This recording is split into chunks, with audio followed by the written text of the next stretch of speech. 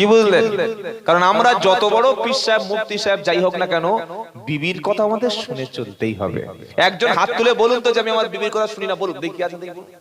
যাই হোক, বিবির কথা শোনা অপরাধ না, তবে বিবি যদি বলে এটা চেঁচে দাও, বিবি যদি বলে হারাম মাল খাও, বিবি যদি বলে আমার ফেসবুক একটা অ্যাকাউন্ট খুলে দাও, বিবি যদি বলে আমাকে নিয়ে আমার বন্ধুদের সাথে তোমার বন্ধুদের সাথে ঘুরতে পাঠাও, বিবি যদি বলে চলো আমরা দুজনে গিয়ে সিনেমা দেখে আসি, বিবি যদি বলে আমি ওই মহিলা সমিতি বন্ধন, আপনার এলাকায় আছে মহিলা সমিতি বন্ধন, ওদের একটু নাম লিখিয়ে মাসে মাসে টাকা নিই, বিবি যদি বলে আমি একটু আলাদা করে কোনো বন্ধুর সাথে ঘুরতে যাই, বিবির সেই কথাটা মেনে নেওয়া যাবে না যে কথাটা আল্লাহ এবং রাসূলের সঙ্গে কন্ট্রাডিকশন হয়।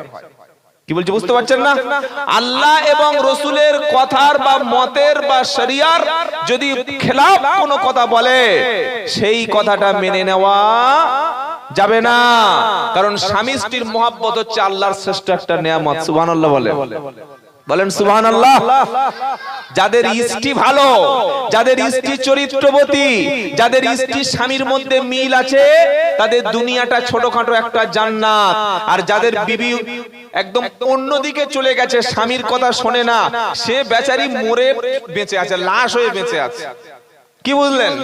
ও মরতেও পারছে না, ছোট ছোট ছেলে আছে মরেও শান্তি নাই। এমন একটা মুসিবত আল্লাহ সবার করে একটা করে দিয়ে কি বিপদে যে আমরা পড়ে আছি আল্লাহই জানে। কি বুঝলেন? আল্লাহ আমাদের সবাইকে নেককার স্ত্রী দান করুক, সকলে বলুন আল্লাহুম্মা আমিন। নেককার স্ত্রীর জন্য একটা দোয়া শিখিয়ে দেবো, কথা বলছে না? আর কারা কারা শিখবেন হাত তুলুন দেখি। যাদের বিয়ে হয়ে গেছে আর শিখে লাভ নেই, যাদের বাকি আছে তারা শিখবে। একটা ইমাম সাহেব প্রত্যেকদিন দোয়া করছে, রব্বি হাবলি মিনাস সালিহিন। আর মুসাল্লি প্রত্যেকদিন ওই দোয়াটা শিখে বলে হুজুর এটা কি দোয়া? বলে এটা ভালো দোয়া। মুসাল্লি দোয়া শিখে নিয়েছে, ও প্রত্যেক নামাজে পড়ে, তাহাজ্জুদে পড়ে কি রব্বি হাবলি মিনাস সালিহিন।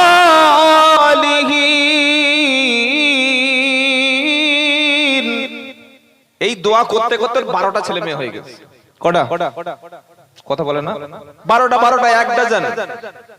তুই একদিন বললে হুজুর আল্লাহ আমার এত ছেলে মেয়ে দিচ্ছে, মানে বুড়ো হয়ে গেছে আর সম্ভব হচ্ছে না, তাও দিচ্ছে। বললে তুমি কি দোয়া করো? বললে ওই যে আপনি শিখিয়ে দিয়েছিলেন আজ থেকে 30 বছর আগে, কি রব্বি হাবলি মিনাস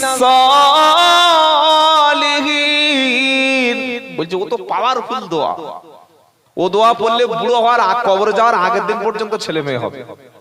এই হাসছে দেখো, আল্লাহ ইচ্ছা করলে পারে কি পারে না? আল্লাহর ডিকশনারিতে, আল্লাহর অভিধানে না বলে, অসম্ভব বলে, ইম্পসিবল বলে কোন শব্দ নাই। খালি বলবে কোন, সাথে সাথে হয়ে যাবে। সুবহানাল্লাহ বলে। উনি তো বলছে আল্লাহ আমাকে একটা নেক সন্তান দান করতে, আল্লাহ দেবে না? এই দেবে কি দেবে না? তো বুড়ো মানুষ যদি বলে ফের সুন্দর স্ত্রী পাওয়ার দোয়া করবো, তাহলে তো ভাব খারাপ। কি বুঝলেন? এই দোয়াটা সূরা ফুরকানে আছে, পারা নাম্বার 19, পৃষ্ঠা নাম্বার 5, লাইন নাম্বার 11, আয়াত নাম্বার 74। সূরার নাম ফুরকান। একটা মুমিন ব্যক্তির কয়েকটা গুণ আছে, সেই গুণের মধ্যে একটা গুণ হলো মুমিন ব্যক্তি আল্লাহর কাছে নিজের নেককার স্ত্রী এবং নিজের নেককার সন্তানের জন্য দোয়া চাইবেন। সুবহানাল্লাহ পড়ে। তো দোয়াটা শিখে নেন, কাজে লাগবে, হোক আর না হোক। কি রব্বানা হাবলানা মিন আজওয়াজিনা ওয়া যুররিয়াতিনা কুররাতা আয়ুন ওয়াজআলনা লিল মুত্তাকিনা ইমামা। আমিন বলেন। আমিন বললেও কষ্ট হবে, তো ভয়ঙ্কর লোক দেখতে পাচ্ছি আপনারা। আয় আল্লাহ তাআলা আমাকে নেককার স্ত্রী দান করুন, আল্লাহ আমাকে পরেজগার তাকওয়া মুত্তাকি স্ত্রী দান করুন, আমার সন্তানদেরকে নামাজি পরেজগার দান করুন। এমন সন্তান দান করবেন, এমন স্ত্রী দান করবেন, কুররাতা আয়ুন, তাদের ব্যবহারে আমি বাবা, আমি মা, আমার সন্তানদের ব্যবহারে চক্ষুটা শীতল হয়ে যাবে। সুবহানাল্লাহ বলে। কটা ছাত্র পাগড়ি নিল হযরত? 3 জন। আচ্ছা, 3টে ছেলে যে পাগড়ি নিয়েছে, এদের বাপ মার সম্মান আজকের বেড়েছে না কমেছে? জোরে বলুন। আর তিনটে ছেলে যদি মাল খেয়ে গিয়ে ধরা পড়তো লোকের হাতে, তাদের বাপ মাকে এরকম গালি খেত বলুন তো, পুরো হারামির বাচ্চা। বলবে না? বলবে না? বলবে না? একজন চুরি করছে, বলছে কার ছেলে? কার ছেলে? বলে শহীদুলের শফিকুলের ছেলে। পাকা চিটিং বাজ, হারামির বাচ্চা, পাকা হারামজাদা। তো ওর বাপ কি করেছে? চুরি করেছে। ও খারাপ কাজ করলে বাপ যেমন গাল শোনে, মায়ের যেমন বংশ তুলে টানাটানি হয়, ভালো কাজ করলে বাপ মা দোয়া পায় কি পায় না? পায়। সেজন্য দোয়া করছে, আল্লাহ এমন একটা সন্তান দান করো বাপ্পার চক্ষুটা যেন শীতল হয়ে যাবে। অনেকে মনে করছে ও বাদ দে, তিনটে ছেলে হাফেজ হয়েছে, কি ঘোড়ার ডিম শিখেছে, আমার ছেলে বড় ইঞ্জিনিয়ার, ব্যারিস্টার, লয়ার, আইনজীবী, তারপরে বিশাল একজন অফিসার হবে, কোটি কোটি কোটি কোটি কোটি টাকা মাল কামাবো। আর এই হাফেজ সাহেব মসজিদে ঢুকলে 6000 আর মাদ্রাসায় মাসের শেষে হয়তো 1000-5000 টাকা দেবে, তাও বলবে চাঁদা তুলি কালেকশন করে নাও।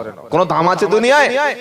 আজকে দুনিয়ায় যাদের দেখছেন দাম নাই, সমাজ যাদের ভ্যালু দিচ্ছে না, কিয়ামতের দিন এই হাফেজে কোরআনের বাবা মার মাথায় আল্লাহর পক্ষ থেকে একটা নূরের টুপি পরিয়ে দেওয়া হবে।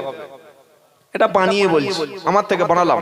মান করা আল কুরআনা ওয়া আমিলা বিমা ফিহি উলবিসা ওয়ালিদাহু তাজান ইয়াউমাল কিয়ামা। কিয়ামতের দিন আল্লাহ তাআলা একদল মানুষের মাথায় নূরের টুপি পরিয়ে দেবে। হাসরবাসী জিজ্ঞাসা করবে, রব্বানা এরা কারা? আল্লাহ বলবে, যারা কোরআন পড়েছিল, কোরআনে হালালকে হালাল, হারামকে হারাম বলে মেনে বিশ্বাস করেছিল, যারা কোরআন ওয়ালার বাবা মায়ের মাথায় আল্লাহর পক্ষ থেকে নূরের টুপি, নূরের পোশাক পরিয়ে দেওয়া হবে। আর হাফেজে কোরআনের বাপ মাকে আল্লাহ সেদিন হাফেজে কোরআনের সুপারিশে জান্নাতে যাওয়ার ঘোষণা দেবে। সুবহানাল্লাহ বলতে ইচ্ছা করে না? আমাদের দুনিয়া তো সীমিত সময়ের জন্য এসেছি ভাই, আমাদের আসল ঠিকানা কোথায়? আসল ঠিকানা কবর। বলে কবর? কবর আসল ঠিকানা? কবর তো একটা ঘাঁটি, কবর তো একটা স্টপেজ, কবর তো একটা স্টেশন, কবর তো একটা সীমিত থাকার জায়গা। আসল ঠিকানা মুমিনের ঘর হলো জান্নাত। আসল ঘর কোথায়? জোরে বলেন। এই জান্নাতে যেতে চাই কি চাই না? জান্নাতে যেতে চাই কি চাই না? জান্নাতে যদি যেতে চাই, দুনিয়ায় সম্মানের সঙ্গে যদি মাথা তুলে বাঁচতে চাই, আর আল্লাহর পিয়ারা বান্দা যদি হতে চাই, তাহলে কোরআনের কাছে আসতে হবে। হয় নিজে কোরআন শিখতে হবে, নিজে না পড়তে পারলে নিজের বাচ্চাটাকে কোরআন ওয়ালা বানান, এমন সন্তান তৈরি হবে।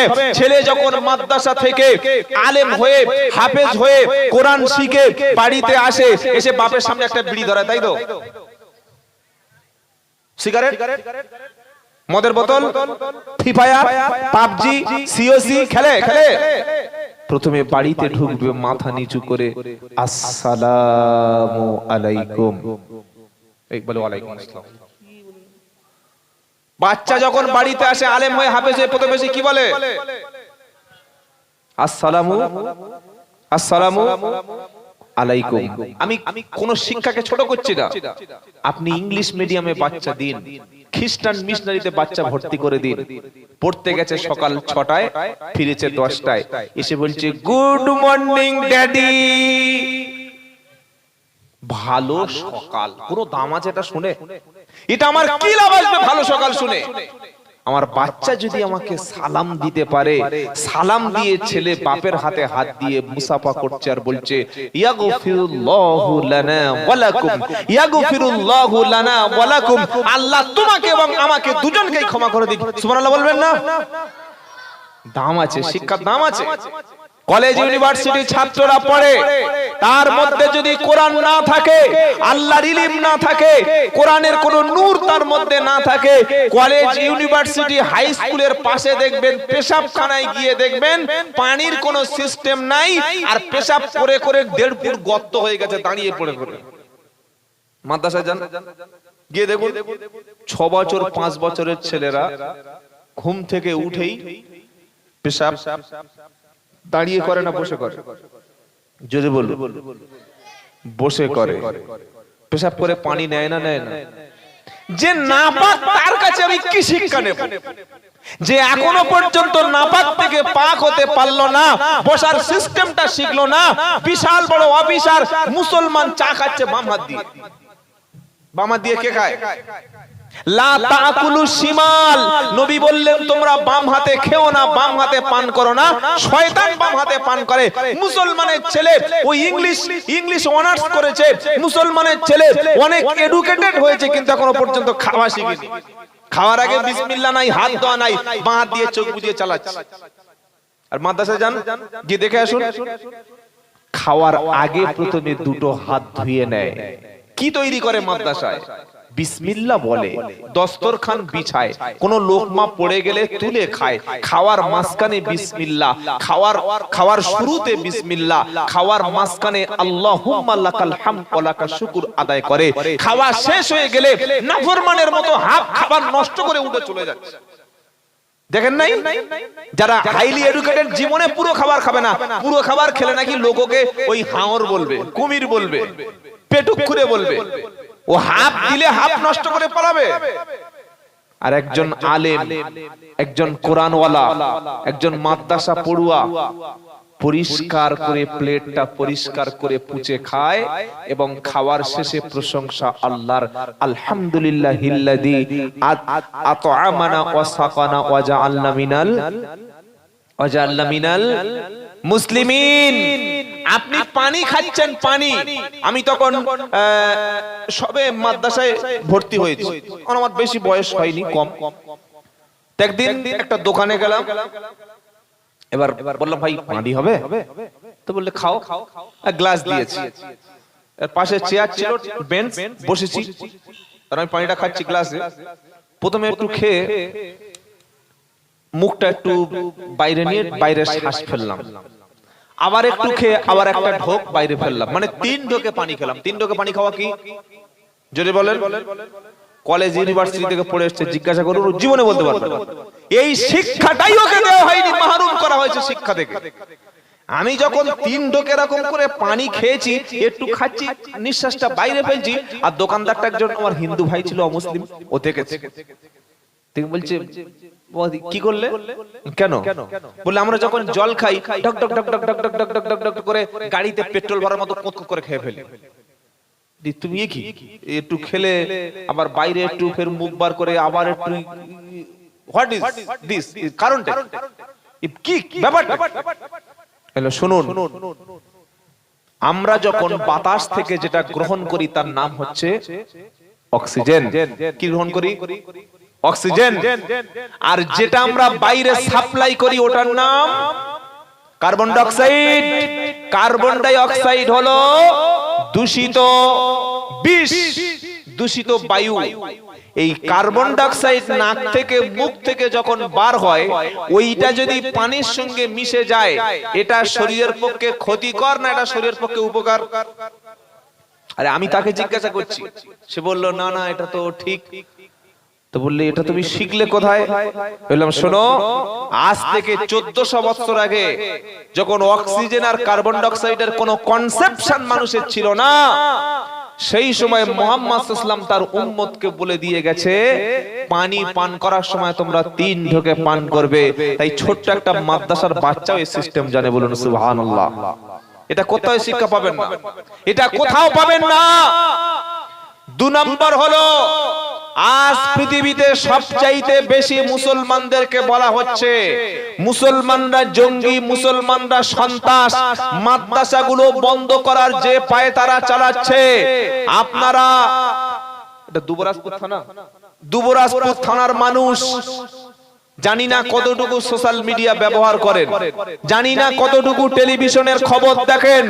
টেলিভিশনের চ্যানেলগুলি, টিভি চ্যানেলগুলি 24 ঘন্টার মধ্যে 12-13 ঘন্টা তারা দায়িত্বই নিয়ে ফেলেছে যে পশ্চিম বাংলার জমিনে হিন্দু এবং মুসলমানদের মধ্যে একটা দাঙ্গা বাঁধাতে হবে। এই দাঙ্গা কোনো হিন্দু করবে না, এই দাঙ্গা কোনো মুসলমান করবে না, এই দাঙ্গা করানোর দায়িত্ব সম্পূর্ণ নিয়েছে টিভি চ্যানেল, খবরের চ্যানেল, সমস্ত নিউজ চ্যানেল। এটা কি ঠিক বলছি না ভুল বলছি? কি বলছেন আপনারা? যে কোনো খবর হলেই আগে ধর্ম দেখে। কাজটা কে করলো? মুসলমান করেছে তো বলে ওই সারা জঙ্গি ধরা পড়ে। বলছে কি বলে না? মনে রাখবেন, আজ থেকে 1400 বছর আগে যে মক্কার জমিনে খুন করা মামুলি ব্যাপার, খুন তো কমন ব্যাপার। আল্লাহর নবী সাল্লাল্লাহু আলাইহি সাল্লাম তিনি কোরআনুল কারীম মানুষের কাছে পড়িয়ে শুনিয়ে দিলেন, বললেন মান কাতা মাইয়াকুতুল মুমিনান মুতাআম্মিদান ফাজাযাউ জাহান্নাম খালিদান ফিহা। কোরআন কেমন জঙ্গি কিতাব শুনে যান, কোরআন কেমন মানুষকে খুন করতে বলে শুনে যান। আর সারা বিশ্বের ইতিহাসে মুসলমানদের ইতিহাসটা দেখুন। 5 নম্বর পারা 12 নম্বর পৃষ্ঠা 5 নম্বর লাইনে 93 নম্বর আয়াত, সূরার নাম সূরা নিসা। আল্লাহ পাক বলছে মাই ইয়াকুতুল মুমিনান মুতাআম্মিদান ফাজাযাউ জাহান্নামা খালিদান ফিহা।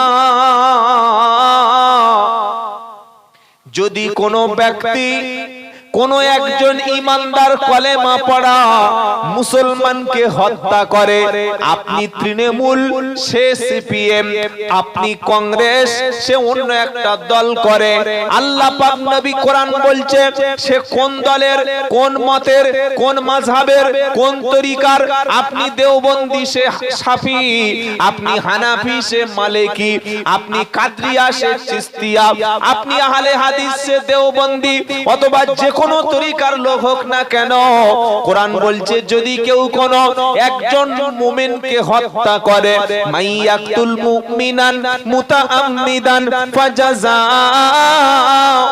জাহান্নাম, কেউ যদি কোন মুমিনকে হত্যা করে, যে হত্যা করবে হত্যাকারীর ঠিকানা হলো, সকলে বলুন, জাহান্নাম।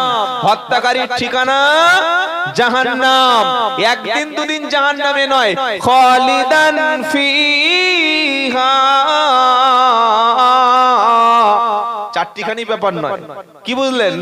আপনি মানুষকে খুন করবেন আর বলবেন মুসলমান। এই যে আপনাদের পাশে ওই বাকটুই কাণ্ড হয়েছিল, মনে আছে? মনে নাই? ওটা কোন জায়গা? রামপুরহাট। যে মেরেছে সে মুসলমান, আর যারা মরেছে তারা মুসলমান। এত বোকা এই জাতিটা, এদের নেতৃত্ব শূন্য, এদের সরকারি চাকরিতে জিরো, সব দিক থেকে আমাদেরকে কোণঠাসা করে দিয়েছে। আমরা শিক্ষা আন্দোলন করতে পারছি না, আমরা আমাদের সন্তানদের কিভাবে লেখাপড়া শিক্ষা দেব সেই চিন্তা না করে সামান্য দুটো কিছু খাওয়ার জন্য মুসলমানকে হত্যা করছে কি করে না? নিজের কলেমা পড়া ভাইকে হত্যা করছে, এবং সেটা প্রকাশ্য দিবালোকে। যে ব্যক্তি কোনো মানুষকে খুন করবে তার জায়গা হলো জাহান্নাম। যারা বলছে মাদ্রাসা থেকে জঙ্গি ধরা পড়ছে, যারা বলছে মাদ্রাসায় খড়ি পাওয়া যাচ্ছে, তাদের প্রত্যেকের চ্যালেঞ্জ করে বলছি, পশ্চিম বাংলার জমিনে যতগুলো মাদ্রাসা আছে সমস্ত টিভি চ্যানেলকে বলছি মাদ্রাসার মধ্যে প্রবেশ করো। মাদ্রাসার ক্লাসরুমে যাও, অফিস রুমে যাও, রান্নার রুমে যাও, এমনকি বাথরুমে দেখো যে বোম টোম লুকিয়ে রাখা আছে কিনা।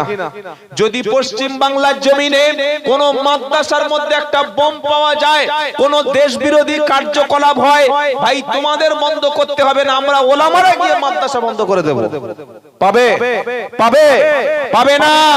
যদি পেয়ে থাকো বলো, কিন্তু মিথ্যা করে এই বদনামগুলো কেন করতে জানেন? এর পিছনে একটা উদ্দেশ্য আছে। উদ্দেশ্যটা কি? মাদ্রাসায় তৈরি হয় দেশ বিরোধী না, বরং মাদ্রাসায় তৈরি হয় দেশ প্রেমিক। বলুন আলহামদুলিল্লাহ। আপনারা সকলে জানেন 1757 সালে যখন দেশটা ইংরেজ বেনিয়ারা দখল করে নিল, 1757 থেকে 1947 এই 190 বছরের মধ্যে সবচাইতে বেশি ফাঁসি কাস্টে ঝুলেছিল, সবচাইতে বেশি দেশ স্বাধীনের জন্য জীবন দিয়েছিল ওলামায়ে কেরাম। জোরে বলুন সুবহানাল্লাহ। আজকের সেই দিন সামনে আসছে। আপনারা সকলে জানেন যে ওয়াকফ সম্পত্তি যেটা মুসলমানদের খাস, যেটা মুসলমানরা আল্লাহর জন্য খাস করে দিয়েছে, মসজিদ, মাদ্রাসা, কবরস্থান, ঈদগাহ, এই ওয়াকফ সম্পত্তিগুলো তারা জেপিসিতে বিল পাস করে নিয়েছে এবং এটাকে বেদখল করার চক্রান্ত চলছে। তাই আপনাকে এই দেশ বাঁচানোর জন্য, এই ভারতবর্ষের সংবিধান বাঁচানোর জন্য, ভারতবর্ষ মহান আমাদের জন্মভূমি, এটা বাঁচানোর জন্য মাথায় কাফন পরে রেডি থাকতে হবে।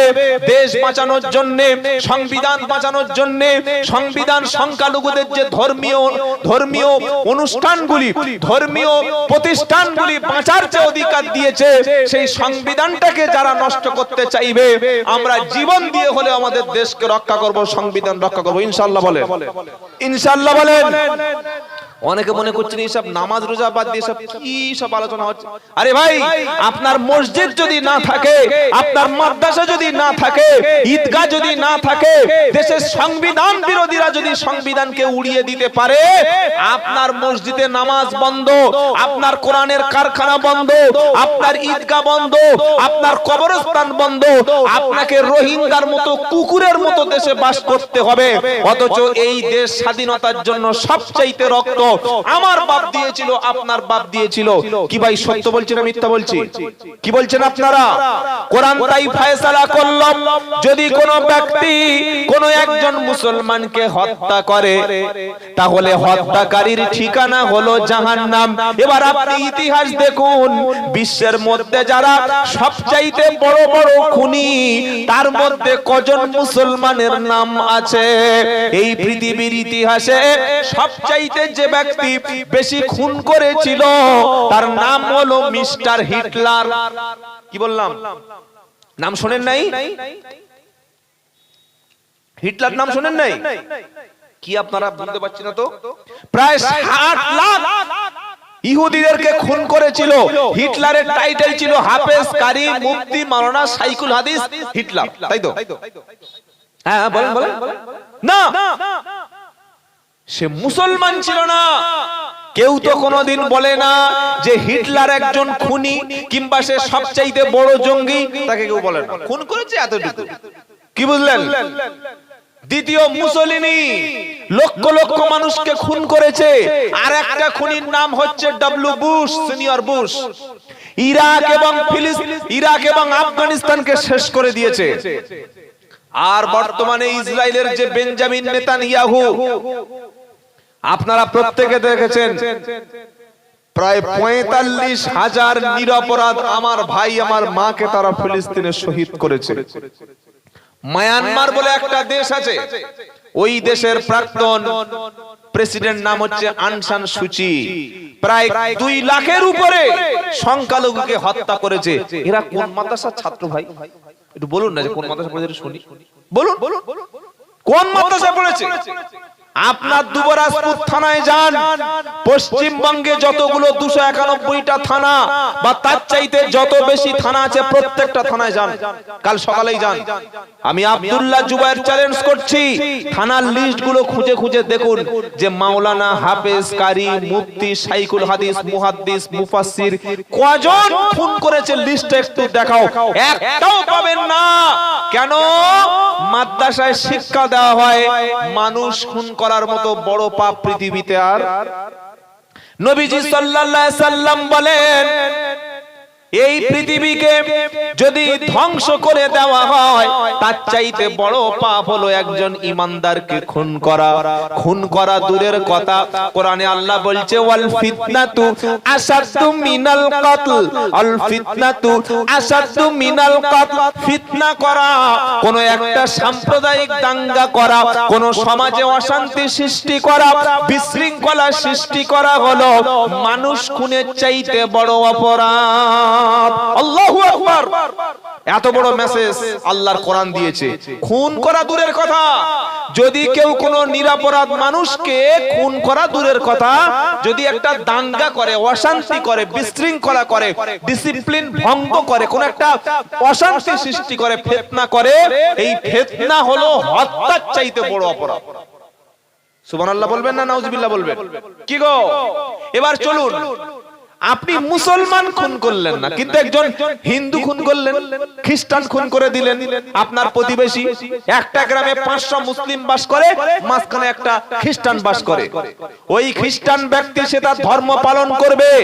আপনি যদি ওই খ্রিস্টানের জমি দখল করেন, আপনি যদি ওই খ্রিস্টান ভাইয়ের চার্চে আঘাত করেন, অথবা 500 মুসলিম গ্রামের মধ্যে একটা হিন্দু বাস করে, তার নাম হচ্ছে শ্রী রবীন্দ্র কুমার মাইতি, তো 500 মুসলিম। এখন ওই যে অমুসলিম একজন আছে, তার পূজা পার্বণে যদি আপনি বাধা দেন, তার যদি জমি দখল করে নেন, তার সম্পত্তিতে যদি আপনি ক্ষতি করেন, কিংবা তার যদি ধর্ম পালন না করতে দেন, কিংবা ওই সংখ্যালঘু একজন হিন্দুর উপরে যদি আপনি অত্যাচার করেন, তার শাস্তিটা কি শুনবেন? হ্যাঁ না বলেন? বিশ্বনবী বলেন, কিয়ামতের মুসিবতের দিনে সংখ্যাগুরু মুসলিম এলাকায়, যেখানে মেজরিটি মুসলিম, মাইনরিটি নন মুসলিম, ধরুন বাংলাদেশ, কি গো শুনছেন আপনারা? আমাদের এই টিভি চ্যানেলগুলো কুকুরের মতো ঘেউ ঘেউ ঘেউ ঘেউ ঘেউ প্রতিদিন সন্ধ্যাবেলা 1 ঘন্টা করে ঘেউ ঘেউ ঘেউ ঘেউ করছে, খালি বলছে পুরো সব শেষ করে দিচ্ছে, সব হিন্দু শেষ করে দিচ্ছে সব। তো ওই লাশটা কই দেখাও না, একটা লাশ দেখাও। তার মানে বাংলাদেশের ঘটনা তিলকে তাল বানিয়ে এই পশ্চিম বাংলায় যে আমরা হিন্দু মুসলমান মিলেমিশে থাকি, আমাদের শান্তির বাংলায় যাতে একটা দাঙ্গা লাগানো যায়, বাংলাদেশকে ঘটনা কেন্দ্র করে সেই কাজটা মিডিয়া করছে। কি বলছি বুঝতে পারছেন না? 24 ঘন্টায় ঘেউ ঘেউ ঘেউ, এদের কাজ ঘেউ ঘেউ করা, একটাও ভদ্র ভাষায় কথা বলে না, সব চিল্লাচ্ছে সাংবাদিকরা। একটা মলম সাংবাদিক আছে, রিপাবলিকান টিভি মলম সাংবাদিক, তার পাগলামি দেখলে মনে যেন গাঁজাকে সংবাদ পরিবেশন করছে। কি বুঝলেন? নবী বললেন, শোনো, সংখ্যাগুরু যেখানে মুসলিম বেশি, ওই এলাকায় যদি সংখ্যালঘু ও মুসলিমের উপরে কেউ অত্যাচার করে, সংখ্যালঘু হিন্দু কিংবা সংখ্যালঘু খ্রিস্টান যদি একটা মুসলিম মহল্লায় বসবাস করে, আর ওই সংখ্যালঘু ও মুসলিমের উপরে কোন মুসলমান যদি অত্যাচার করে, আমি নবী মুহাম্মদ মুস্তাফা সাল্লাল্লাহু আলাইহি সাল্লাম কিয়ামতের দিন ওই সংখ্যালঘু ও মুসলিমদের পক্ষে দাঁড়িয়ে সংখ্যা বেশি মুসলিমদের বিরুদ্ধে আল্লাহর কাছে মামলা দায়ের করব। সুবহানাল্লাহ বলবেন না? তাই সারা পৃথিবীতে মুসলমান যেখানে বেশি, অমুসলিমরা সেখানে সবচাইতে নিরাপদ। আলহামদুলিল্লাহ বলেন, বলেন আলহামদুলিল্লাহ। বললে হুজুর এটা সত্যি বলছেন? সত্যি না বললে আমি কি গাঁজা খেয়ে কথা বলছি? এই দেশে তো 850 বছর 700 বছর তো আমাদের মুসলমানরাই শাসন করেছিল। তারা ইচ্ছা করলে একটা মন্দির রাখতো না, তারা ইচ্ছা করলে জোর করে ধর্মান্তরিত করতে পারতো, কিন্তু করেনি। বলবেন তাহলে হুজুর এই ভারতবর্ষে মুসলমানরা এত বেড়েছে কি করে? কি প্রশ্ন হতে পারে কি পারে না? বাল্য কি করে? আমার নাম মোহাম্মদ আব্দুল্লাহ জুবায়ের শেখ। আপনাদের এই গ্রামটার নাম কি? সালকা। সালকার মধ্যে মুসলমান টাইটেল, বা আপনাদের দুবরাজপুর থানার মধ্যে হিন্দু পুরকাইদ আছে, মুসলমানও পুরকাইদ আছে, হিন্দু হালদার আছে, মুসলমান হালদার আছে, হিন্দু লস্কর আছে, মুসলমান লস্কর আছে, আছে না নাই? একটু জোরে বলুন। তাহলে এই যে ভারতবর্ষে মুসলমান গুলো বাল্য কিভাবে? আজ থেকে 50 বছর 100 বছর আগে যারা উঁচু শ্রেণীর হিন্দু, যারা ব্রাহ্মণ, তারা আমাদের বাপ চাচারা, তারাও ছিল হিন্দু। তারা যদি তাদের ব্রাহ্মণদের কুয়োয় জল খেত, তাদের পিটিয়ে পিটিয়ে মেরে ফেলে দিত। তারা যদি কোন ধর্মীয় কিতাবের পড়া শুনতে যেত, কানে তাদেরকে সীসা ঢেলে দেওয়া হতো। তারা যদি উচ্চ বর্ণের কোন ব্যক্তির বাড়িতে যেত, তাদেরকে হত্যা করে দেওয়া হতো। আমাদের বাপ দাদারা নিচু শ্রেণীর ছিল, তারা উঁচু শ্রেণীর অত্যাচার সহ্য করতে না পেরে তারা অতিষ্ঠ হয়ে যাচ্ছিল। সেই সময় ওলামায়ে কেরাম, সেই সময় আল্লাহর হাক্কানি ওলি বান্দারা, তারা বিভিন্ন জায়গায় দ্বীনের দাওয়াতের প্রচার করছিল, আর বলছে ভাই লা ইলাহা ইল্লাল্লাহ বলো, তুমি আমাদের ভাই হয়ে যাবে, একসাথে খেতে পারবো, একসাথে ঘুমোতে পারবে, একসাথে একই সঙ্গে আমার মেয়ে তুমি বিয়ে করতে পারবে, আমার মসজিদে তুমি নামাজ পড়তে পারবে, আমার গোসলখানায় তুমি ওযু করতে পারবে, আমার হাঁড়ির রান্না তুমি খেতে পারবে, তুমি আমার ভাই হবে, আমি তোমার ভাই হব। সুবহানাল্লাহ বলবেন না? তখন আমাদের বাপ চাচারা দেখলো একসঙ্গে খাওয়া যাবে, একই বিছানায় ঘুমানো যাবে, একই বাড়িতে অনুষ্ঠান করা যাবে? তখন সকলে কলেমা পড়ে মুসলমান হয়ে গেল। আর এটাই হলো সবচাইতে বড় জিনিস, ভারতবর্ষের জমিনে ইসলাম প্রচারের জন্য সবচাইতে বড় অবদান রেখেছিল ওলামায়ে কেরাম, বলুন আলহামদুলিল্লাহ। এবং ইসলামটা প্রচার হয়েছে আদর্শ দ্বারা। কি দিয়ে? আদর্শ, চরিত্র, ক্যারেক্টার, আখলাক, বিহেভ। ভালো ব্যবহার না থাকলে সে কোনোদিন ভালো মুসলমান না। নামাজ পড়ছেন আর রাতে জিকির করছেন আল্লাহ আল্লাহ আল্লাহ আল্লাহ আল্লাহ আল্লাহ, আর সকালবেলা চিন্তা করছে কার মাস দেবো, কার মাস দেবো, কার মাস দেবো। কি চরিত্র? না, মুখে বড় দাড়ি রেখে আপনি গাঁজা খাচ্ছেন, মুখে দাড়ি রেখে আপনি মিথ্যা কথা বলছেন, মুখে দাড়ি রেখে সিগারেট টানছেন, মুখে দাড়ি রেখে আপনি ওজনে কম দিচ্ছেন, মুখে দাড়ি রেখে আপনি জুয়া খেলছেন। কি মুসলমান? একজন মুসলমান হতে হবে আল্লাহর নবীর চরিত্রের মতো। সুবহানাল্লাহ বলেন। আল্লাহ পাক তাই বলছেন, শোনো, কোরআন শুধু মানুষকে খুন করো না, মানুষের হত্যা করো না এটা বলে কোরআন থামে নাই। পারা নম্বর 6, লাইন নাম্বার 1, সূরার নাম মাইদা, আয়াত নম্বর 32। আল্লাহ বলছেন, মান কাতালা নাফসাম বিগাইরি নাফসিন আও ফাসাদিন ফিল আরদি ফাকান্নামা কাতালান নাস জামিয়া। কেউ যদি কোন একজন নিরপরাধ মানুষকে হত্যা করে, শুনছেন আপনারা? শেষ করে দেবো না, আর একটু বলবো। কোন রেসপন্স নাই কেন? দেখি তাকবীর দান, লিল্লাহি তাকবীর। খাওয়া দাওয়া ঠিকঠাক মনে হয় হয়নি। হয়েছে? আমি তো দারুণ খাবার খেয়েছি আলহামদুলিল্লাহ। এরকম কলিজা, তারপরে গরুর মাংস এনে দিল, তারপরে বললো যে চিকেন খান। চিকেন খাই না, মারাত্মক খাবার। তো যদি খেয়ে থাকেন একবার জোরে তাকবীর দেন, লিল্লাহি তাকবীর। অনেকে আল্লাহু আকবার বললে আবার ভয় পায় যে কি হয় কি হয়। কি গো, জন্মের পরে কানে আজান কি দেয়নি, তুমি মুসলমান ছাড়া হওনি। ওই সাউন্ড একটু বাড়ানো যাচ্ছে না? মাইক ম্যান কই? বক্সটা একটু বাড়াও না ভাই, কথা বলতে খুব কষ্ট হচ্ছে। একটু ইকোটা হালকা একটু বাড়িয়ে দাও।